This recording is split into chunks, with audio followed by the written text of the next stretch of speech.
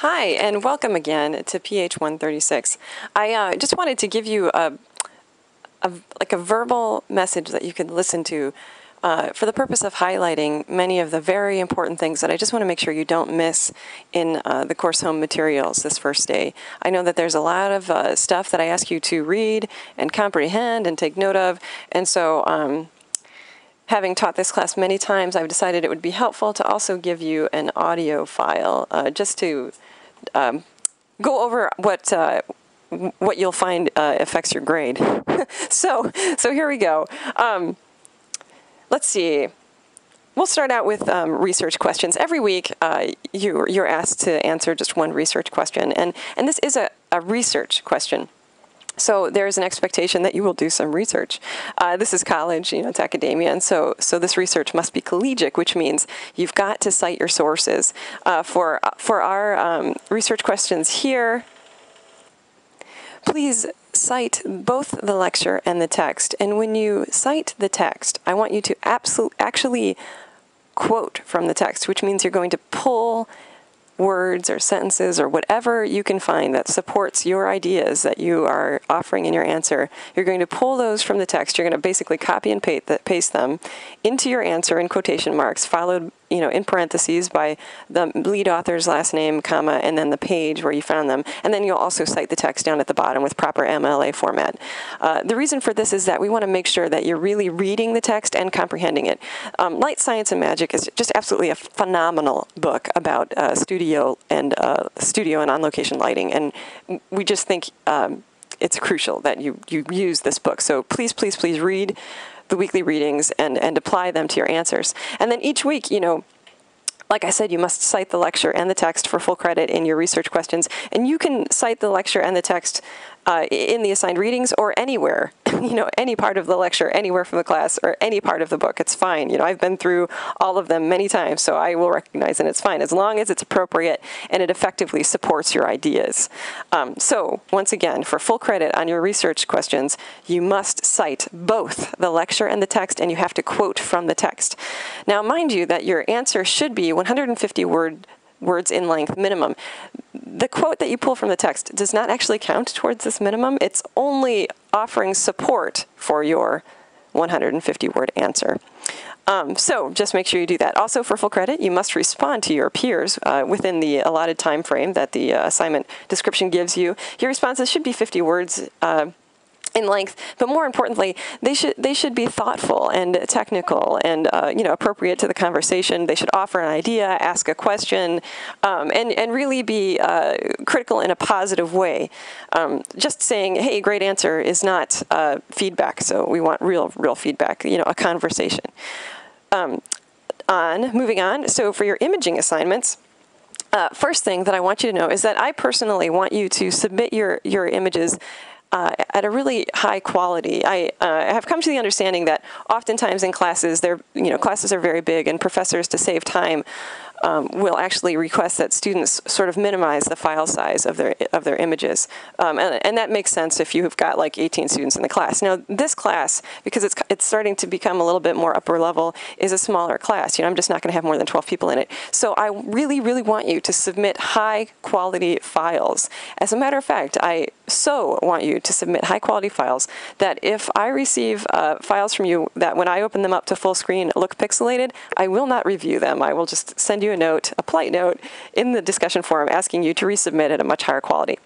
And so the way to do this, one, is to make sure that you're using Adobe Acrobat Pro to create your PDF. This way you have absolutely the most control over the quality of your file. Secondly, just make sure that your page size is at least or about or roughly 14 by 17 inches, and that your PPI or DPI is 300. So you have 300 DPI minimum for your files. Now, I know that's going to make a rather large file, and it's going to take a while to upload, so please account for this in your process when you're uploading.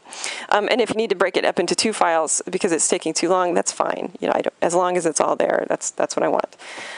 And I just want to state again that if your file size and the file quality is so low that it looks pixelated on my monitor, I will not accept it, and I'll send it back to you. The first week, I'll work with you on it, and I'll just keep on sending it back to you, and I'll troubleshoot with you on how to make a better quality file so that I can look at it in fine detail. But after that, I just won't look at it. So make sure that we have an opportunity to speak and get this all sorted out the first week if need be. But really, if you're creating your PDF in Adobe Acrobat Pro with these minimum guidelines, like I said, 14 by 17 inch page size, 300 DPI, you should be fine.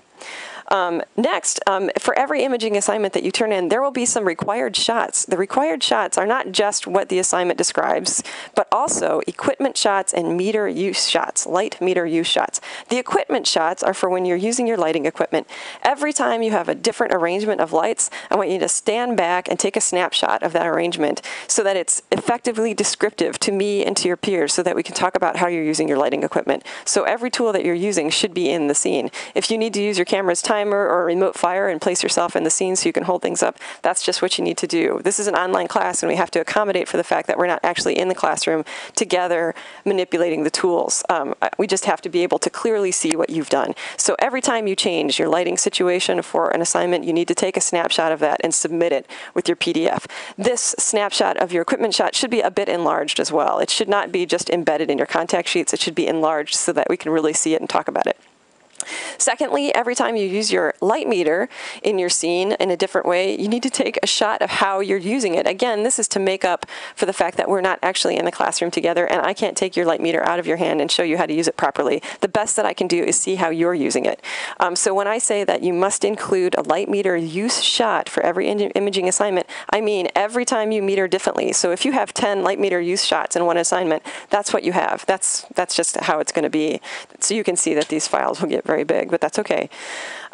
So please make sure that you do that. Again, if you need to use your camera's timer or a remote firing device, that's just what you need to do. These shots are very, very important. They're so important, in fact, that I, again, will not accept assignments without that. Your assignment will be considered late until the equipment shots and the light meter use shots are included. Remember, it's a light meter use shot. It's not just a picture of your light meter and the settings that you acquired from it. It's actually you using the light meter in the scene, or you've placed a light meter out in the scene where you would have held it, and you take a snapshot of that for us, the way that it would have been positioned in that scene.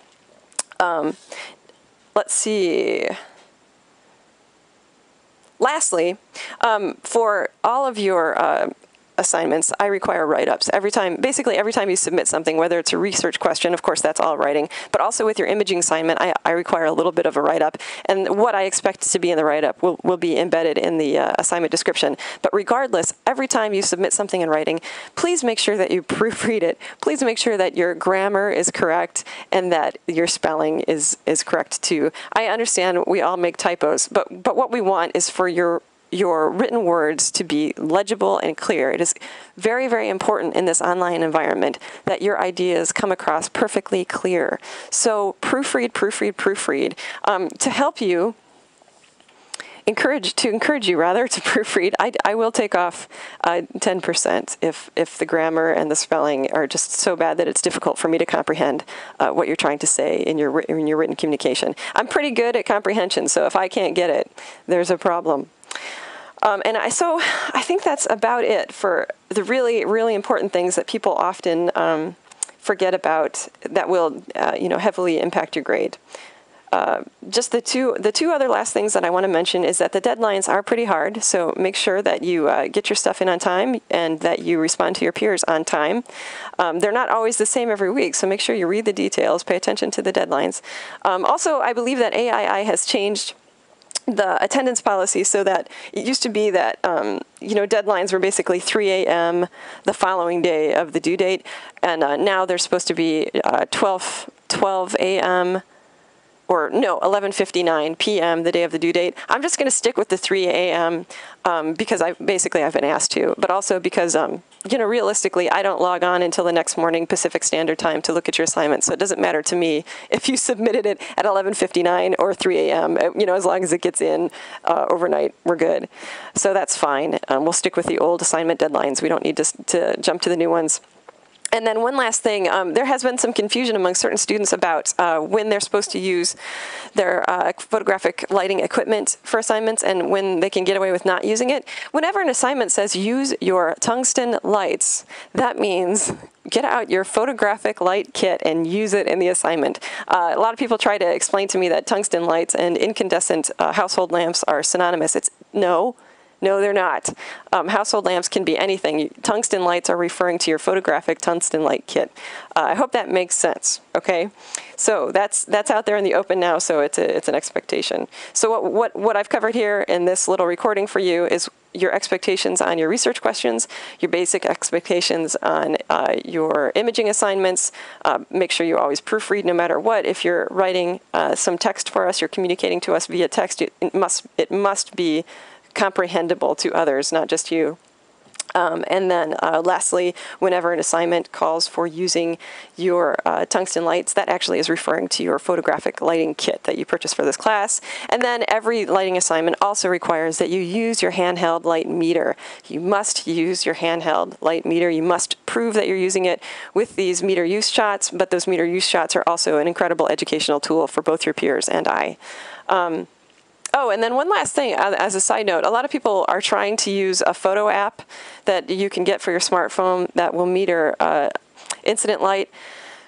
You know, those things fall pretty short. I don't recommend that you do that for this class.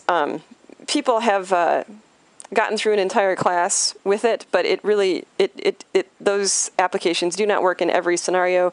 Your smartphone doesn't have a Lumisphere on it, so it's not balancing out the light the way that a proper light meter will, and they make mistakes a lot more frequently than a proper light meter will. So please do not use that for this class. And if you try to, I'm likely to tell you that you need to go out and purchase a light meter immediately. Okay? So no smartphone incident light meter apps. You have to actually have a proper light meter. And that should be it. Okay, that being said, I'm really looking forward to working with you. And yeah, so I guess I'll see you in your first assignment. Thank you so much.